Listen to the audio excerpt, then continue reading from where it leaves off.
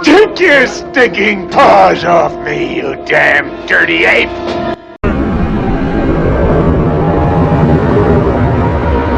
Welcome to Jurassic. Ew, more like Jurassic Plop.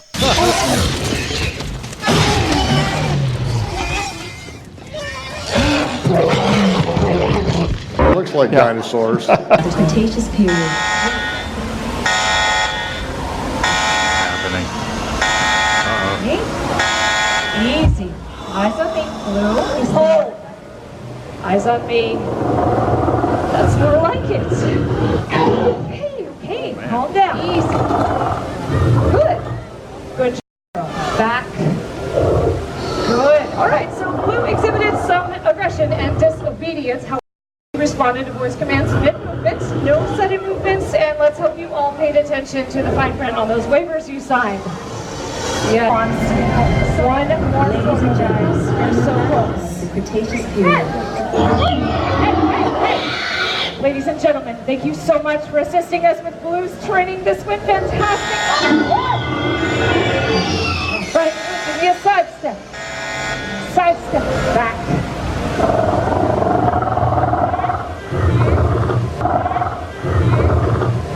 Yeah, they have always lived with man, and as they became more rare in the early 1800s, the population of the world was only 1 billion people in 1800. Today it's over 7 billion, and they're making more, I heard. So, so the population was growing rapidly from the 1800s to now. It's growing 1 billion to 7 billion. Well, as people take over an area and civilize it and populate it, the big ferocious animals die off or are killed off. I bet there were grizzly bears roaming the woods right here in Charlotte, North Carolina, 200 years ago. How many are there now? None. Seen any? Right. Yep. People move in, the big animals either are killed off or driven off. Okay. So as the population increased, the number of dinosaurs decreased, dragons, and to the point maybe even some are totally extinct. Probably some species are gone.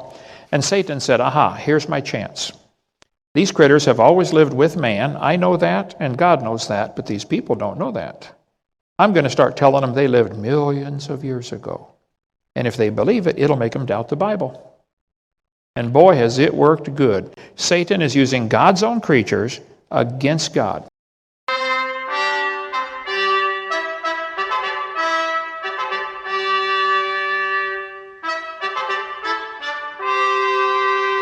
God made everything in 6 days. That would mean everything. That would mean dinosaurs lived with man. This section of our Science Center shows evidence that man and dinosaurs living together. They were just simply called dragons in most cultures.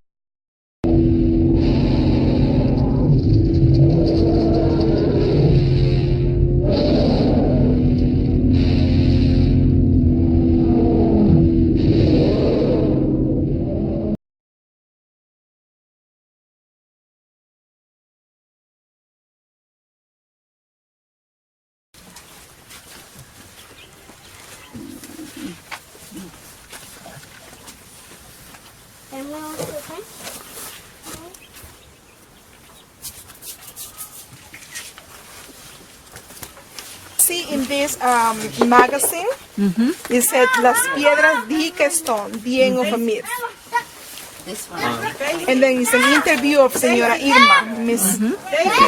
Irma. And in this magazine, they explain the process of how they make these stones. Well, how they make them look How like they make they're it look like ancient. ancient. Look like they're Okay, this ancient. is one of her compadres. Here is a big stone, and she was working on this stone, this huge stone. And the policeman came and took her to prison because they thought that this was an ancient stone. And she said, no, this is a stone that I'm working on. So then they let her free. But so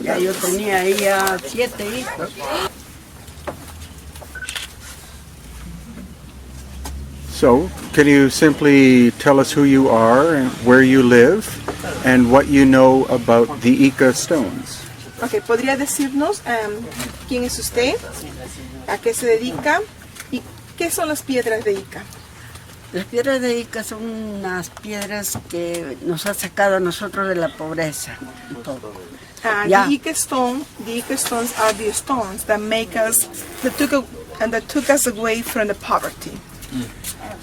Nosotros aprendimos por la misma necesidad. Hay muchos que por la necesidad roban, pero nosotros trabajamos la piedra, que nadie lo ha trabajado. Instead of stealing, we learn to work the stone.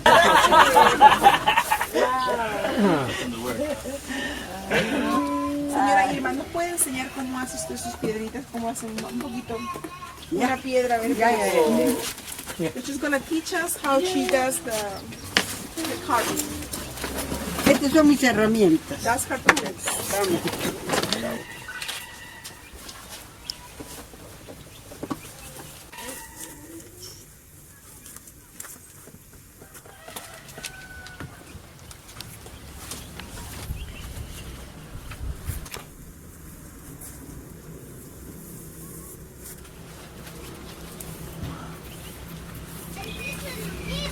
Esto va a costar para levantar mi casa.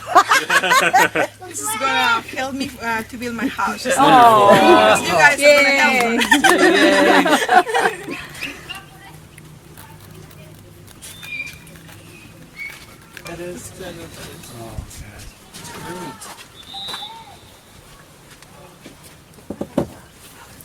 Señora Irma, ¿cuántas piedras ha usted tallado? Si yo le comienzo a contar, yo primeramente trabajé con el embajador de Costa Rica, el señor Agustín Foreman.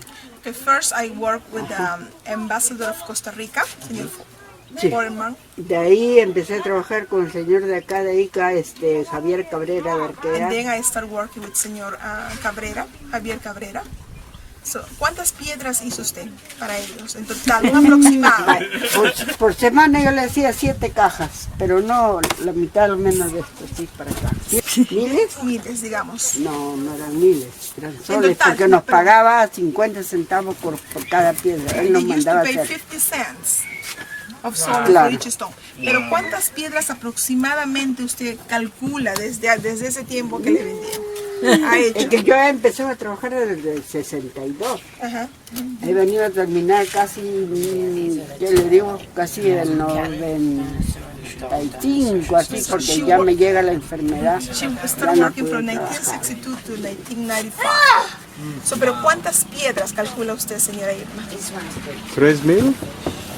Más, porque yo he trabajado en España con unos señores españoles que es capaz, que por ahí me han dicho que él es investigador, señor Vicente París. They also work with some Spanish people. El otro es el señor, creo que ha fallecido, Joaquín Beni. And also another person that has died.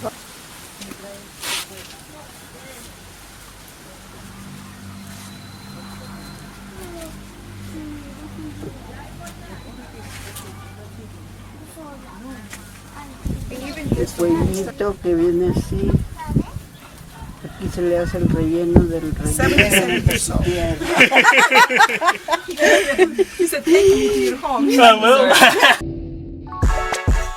Stated Clearly presents, did dinosaurs ever live alongside humans? As of now, there is no solid scientific evidence that dinosaurs ever lived at the same time as humans. Science can be described as the collection and documentation of observable facts, and an ongoing discussion about how those facts can be best linked together into explanations. This means that if you want to make a scientific claim, first, you need evidence. What kinds of evidence would qualify? Well, photos and eyewitness accounts might help get individual researchers interested, but these things are not convincing to the scientific community at large. Photographs are just too easily faked, and eyewitness accounts are often well-meaning but inaccurate. If you really want to be convincing, what you would want to find are things like human and dinosaur bones fossilized in the same rock layer. Better yet, a fresh dinosaur carcass, though please don't kill a dinosaur if you ever find one. They're very rare. Best of all, capturing a live specimen. Unfortunately so far, all claims of human and dinosaur fossils alongside each other have either proven to be hoaxes or misinterpretations. The same is true of rotting corpses, thought to belong to dinosaurs or plesiosaurs. The one on the left here is actually a beached killer whale. On the right here is a basking shark with its gills and jaws rotted away. The same is true of ancient human artwork claimed to be depictions of dinosaurs. The class Dinosauria was originally defined by Sir Richard Owen of the Royal Society and Superintendent of the British Museum Natural History Department in 1842. This man, famous in the scientific world for founding the Natural History Museum in London, as well as giving the name dinosaur to those intriguing beasts, was a complex individual with a shady reputation.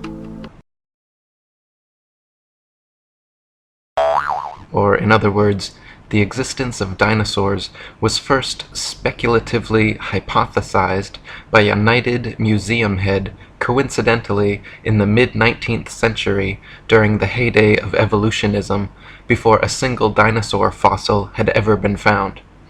The Masonic media and mainstream press worldwide got to work hyping stories of these supposed long-lost animals, and then, lo and behold, 12 years later, in 1854, Ferdinand Vanderveer Hayden, during his exploration of the upper Missouri River, found proof of Owen's theory.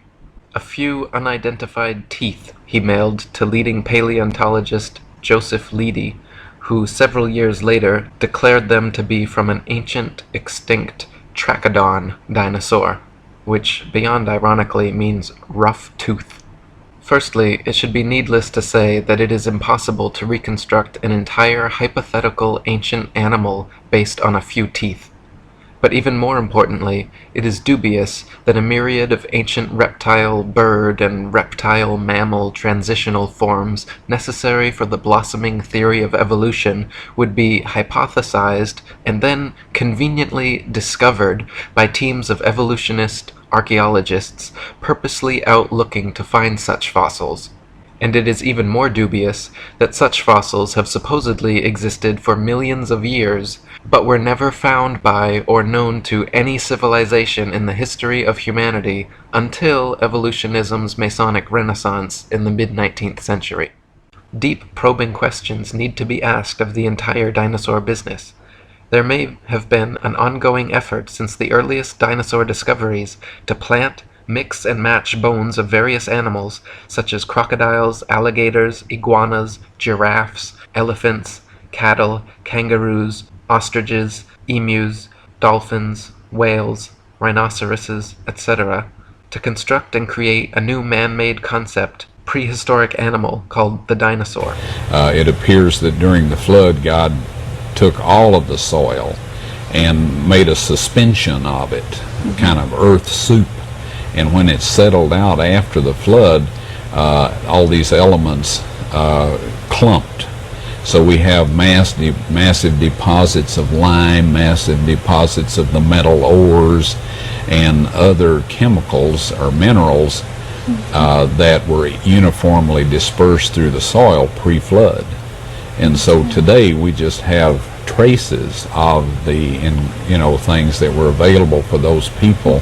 So the animals and people not only lived longer, but they grew to massive sizes. You had an acorn in one of the pictures. Yes. No, it was in the case with the bone, I think, Uh-huh. and it showed a regular acorn, which is maybe like this. Right. And then an acorn. Right. That also was fossilized. Uh-huh. And tremendous difference in the size. If a person wants to research this, Susan, they can get a good geology book, and the older book you get, the better off you are.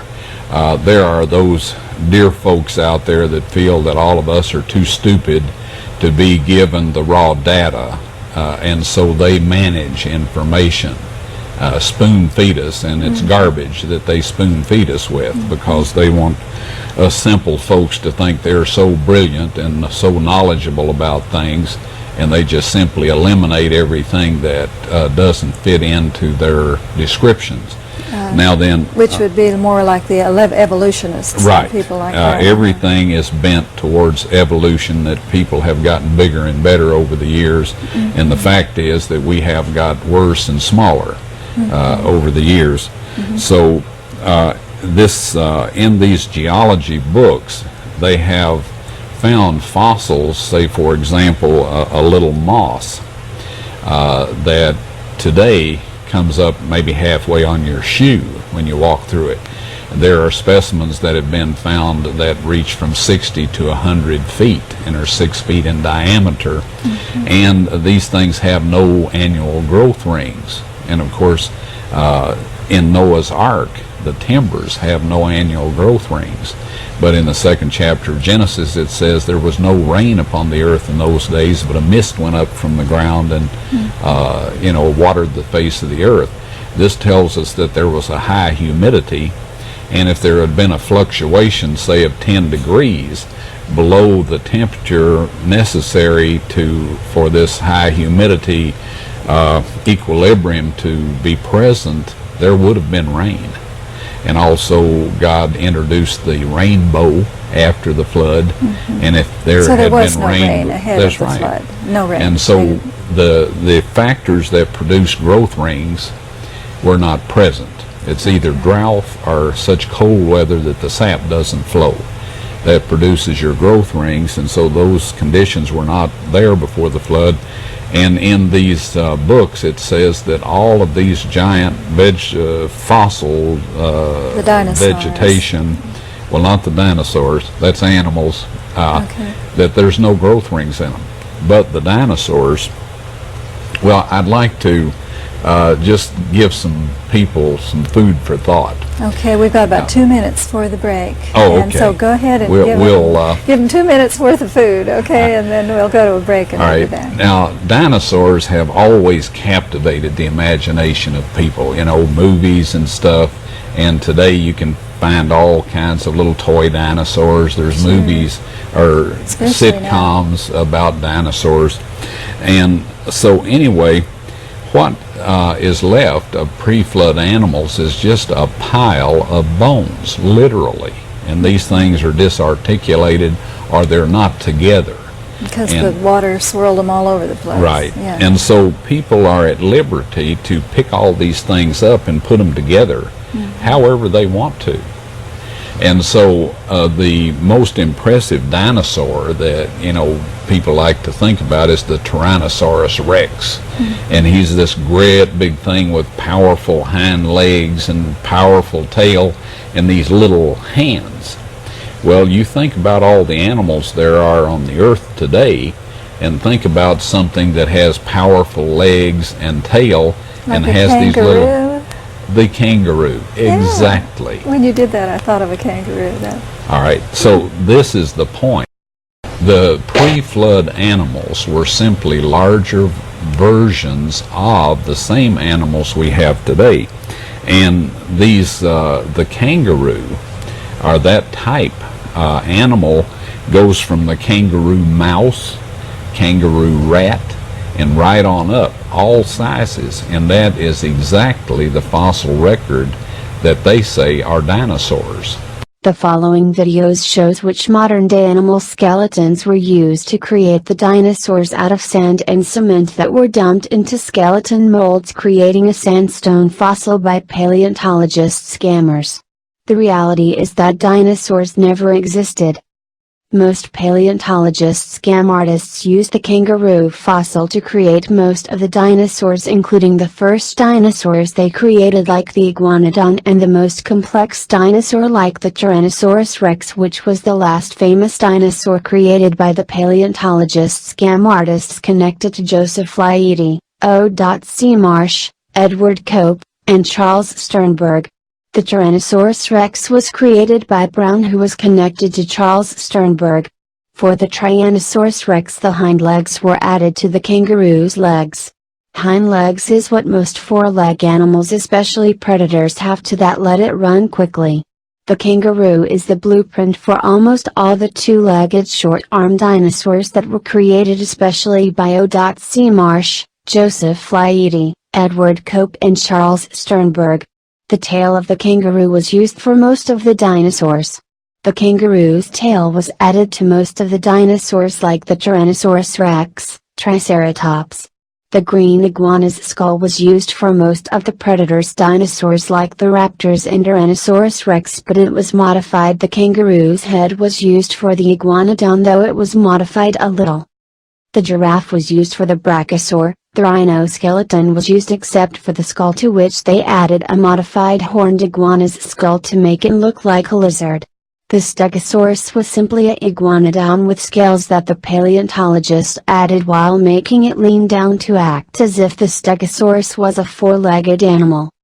Dinosaur fossils were created by paleontologists, scam artists, and are still being created by paleontologists, scam artists. Even the museums are into the scam of creating fake fossils of dinosaurs which never existed.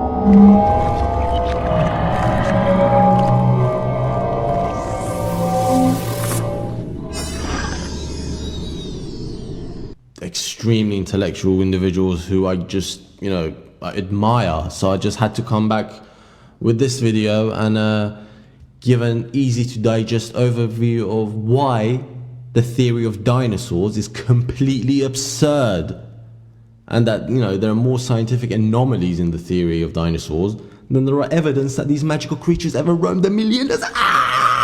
Alright, you ready? Let's begin. So we're just going to look at a couple of simple facts to show why dinosaurs could not have existed, right? This is an elephant. Eats a plant-based diet and on average weighs about 6 tons, right? Each elephant that's born must eat for approximately 18 hours per day, every single day, for the rest of its life in order for it to stay alive. That's 18 hours per day it spends eating. This is a brontosaurus. Also eats a plant-based diet and weighs up to 10 times more than an elephant. In order for it to have survived, it would have needed to eat for up to 180, so not up to, for a minimum of 180 hours per day in order to just to survive. Right, believe it or not, even in those days there was only 24 hours per day. Anyway, this brontosaurus fella, right, even if it swallowed its food without chewing, just gobbled it down, right, like my dog does, didn't sleep ever, and spent all its time, every single minute in the day, eating, it would still come nowhere close to the level it would need to sustain itself. So therefore, it could not have survived, okay? The fact that these plant-eating dinosaurs wouldn't have been able to sustain themselves isn't even the main problem. That, my friends, would be the shortage of food and water on the lands needed to allow a natural flow between the dinosaurs and the environment, okay? Australian rabbits, that's right, rabbits have been known to wreak havoc on large tracts of vegetation and cause extinction, that's right, extinction of many species of plants. Ask John Le Bon if you don't believe me. Rabbits cause the extinction of many species of plants. How, you may be asking? Well, consider the effects, I'll get to that in a minute. Consider the effects of just these tiny creatures, right? Now consider the daily consumption of just one single plant-eating dinosaur. At 13 tons, this Mamenchosaurus, similar to a Brontosaurus, would have to have eaten 1,150 pounds of vegetation per day. Okay, that's probably equivalent to about 10,000 rabbits or so. How these rabbits cause these plants to go extinct is obvious. They just came and ate them. Okay, if you didn't get that part. So, as you can see, there's not enough food on this land to provide enough nutrition to these dinosaurs to have that. We just looked at one dinosaur, my friends. There would have to have been thousands and if not millions of different little dinosaurs running around, right? Just imagine like a horde of elephants just running, and just replace them elephants with dinosaurs, with brontosauruses. It's not happening. Next, we're going to move on to the fact all of these scientists and clever fellas that message me, just all of them, they all come out with the same thing, and that's this. But we know dinosaurs exist because we find the fossils and the bones. Do we now? Let's talk about the fact that a full skeleton of a dinosaur has never been found, not even close to one. So you go to a museum, right, and you see a dinosaur skeleton, right? Well, at least you think you do, because you see these dinosaurs are a mixture of various different kinds of things, ranging from chicken bones to random bones to straight plaster casts. Not even the teeth are real. If you don't believe me, go to your local museum right now and ask them. So yeah, it's not even the teeth are real, and it's all just rubbish. Various bones have just been found that have been claimed to be part of a dinosaur, and they've just been stuck there for you to take a look at. So So yeah, don't believe everything you see in a museum, guys. Alright? Let's move on.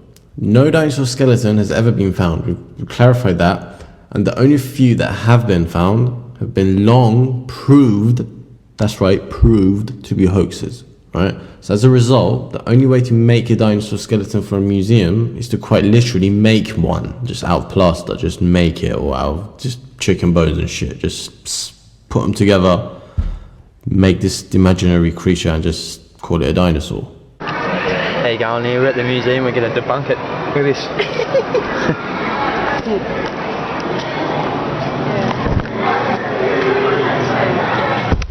That's not bone.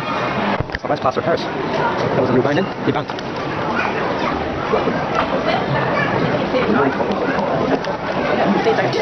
Pretty impressive. But again... Shit. It's not bone. It's not bone. Very together, very nice. A bit funny on these dinosaurs. That's what they do, right? They have to create what they think it might look like by filling in 99% of the bones with other things to make what they think the whole thing would look like if it existed. Thus, what you see in a museum is nothing more than an artist's rendition of what they think those dinosaurs could have looked like if they existed. Artist rendition, where have you heard that before? So, let's cover one final point that really should clarify this for most people, and that's presupposition. What is presupposition? Well, presupposition is a philosophical term of a thing understood without being openly expressed and assumed beforehand at the beginning of a line of argument or course of action. In philosophy, any presupposed argument is usually just dismissed, right? So the theory of dinosaurs is a presupposed argument. So basically, the idea of dinosaurs was imagined up first, and then scientists attempted to search for evidence to prove what they first imagined to exist. You know what I'm saying? This is not even science. The scientific method dictates that in order to assume a valid scientific notion, it must first be discovered and only then create the theories based only on the scientific facts. That's just common sense. It's not even science. That's just, you know, you don't just imagine something and then go out and look for evidence. Instead, however, dinosaurs were first imagined, like I said, and then entire skeletons were designed by creative artists. And after they had, you know, what they thought might exist, they went out and tried to find evidence of, you know, shit to support their theory. So anytime a bone's found in some remote area, all these pop out of nowhere and decide, well, this might be similar to what I imagined a dinosaur to look like, so this must be a dinosaur bone. You know what I'm saying? Well, that bone could very likely belong to some other animal. Most probably did. So, to answer the original question, could dinosaurs have existed millions of years ago on Earth? Maybe from a game's standpoint, but is it probable? Not based on science as we know it. No way, Jose. Okay, so there you have it, folks. Basic common sense goes a long way.